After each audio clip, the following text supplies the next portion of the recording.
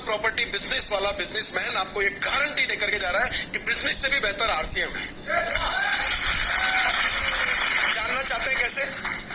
जानना चाहते हैं?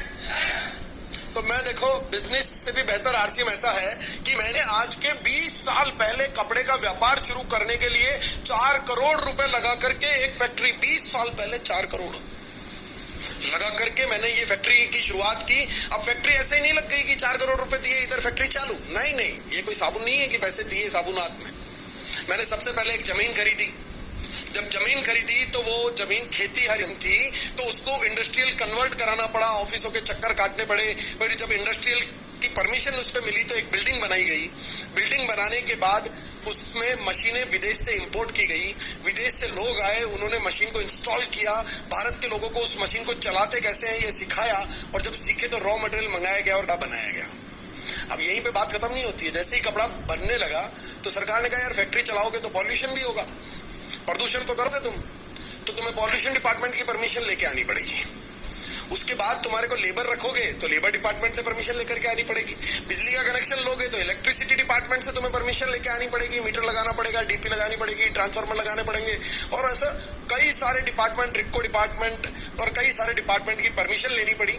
तब जाकर के कपड़ा बनना शुरू हुआ, और कपड़ा बनना शुरू हुआ तो सरकार ने कहा अच्छा बेचोगे? मैंने कहा हाँ। बेचोगे तो मुनाफा भी होगा? मैंने कहा हाँ। तो बोले फिर हर महीने तुम्हारे को जीएसटी भी जमा कराना पड़ेगा, जीएसटी का रिटर्न भर करके जमा कराना पड़ेगा, फिर हर महीने टीडीएस का रिटर्न भर करके जमा कराना पड़ेगा, फिर साल के अंत में इनकम टैक्स का रिटर्न भर के इनकम टैक्स जमा कराना पड़ेगा। इनकम टैक्स साल के अंत में भरोगे, पहले एडवांस टैक्स तुम्हें हर 3 महीने में जमा कराना पड़ेगा।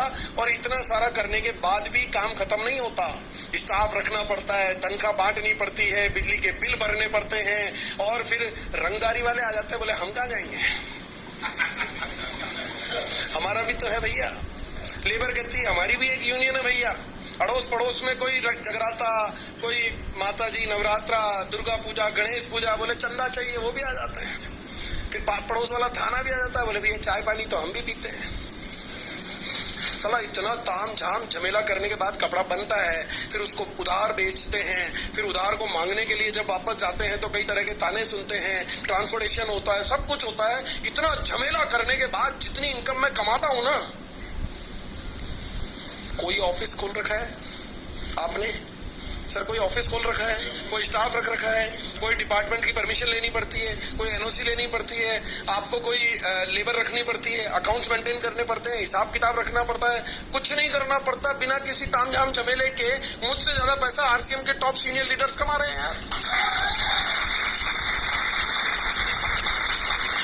तो अभी देखो फैक्ट्री चल रही है, आप बता दो मुझे क्या करना चाहिए अपना बिजनेस की आरसीएम?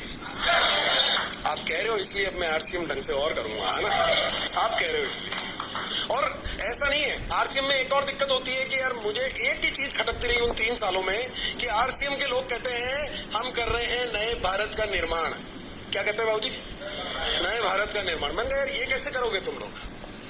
मेरे जैसे बड़े बड़े इंडस्ट्रियलिस्ट जो लाखों करोड़ों का टैक्स भरते हैं, उनके टैक्स के पैसों से रोड बनता है, स्ट्रीट लाइट लगती है, कॉलेज खुलते हैं, स्कूल खुलते हैं, हॉस्पिटल बनते हैं, बांध बनते हैं, आपके घरों तक लाइटें पहुंचती है, पानी पहुंचता है। हमारे टैक्स के पैसों से होता है यार भारत का निर्माण। आरसीएम अकेला कैसे कर रहा है भारत का निर्माण? तो फिर बात जब समझ में आई तो मुझे लगा कि टैक्स पेयर करते हैं भारत का निर्माण। फिर एक तस्वीर मैंने देखी उन 3 सालों के रिसर्च के दौरान, तो वो जो तस्वीर नजर आई वो 2 भाइयों की तस्वीर थी। एक का नाम है समुद्रनाथ योगी, दूसरे का नाम है शंभुनाथ योगी। ये दोनों भाई आरसीएम की शुरुआत से पहले मेरे यहाँ ड्राइवर के तौर पर काम किया करते थे, और दोनों भाइयों की तनख्वाह थी 3,500 रुपए महीना। एक भाई आज भी ड्राइवर है, आज भी सौरभ सर की गाड़ी वही चलाता है, फाटक खोल के सर को बिठाता है, अटैची उठा के डिग्गी में जमाता है, और जब सर अंदर ऑफिस में बैठे होते हैं तो कपड़ा लेके गाड़ी चमकाता है। 20,000 रुपए उसकी तनख्वाह बढ़ते बढ़ते कितनी हो गई? 20,000 रुपए महीना। और वहीं ये दूसरा भाई जिसने निर्णय लिया कि मुझे तो अब आरसीएम अभियान का हिस्सा बनना है, आरसीएम के प्रोडक्ट खाना शुरू किया, लोगों को बताना शुरू किया। इसकी 1 महीने की इनकम है 2.5 लाख रुपए महीना।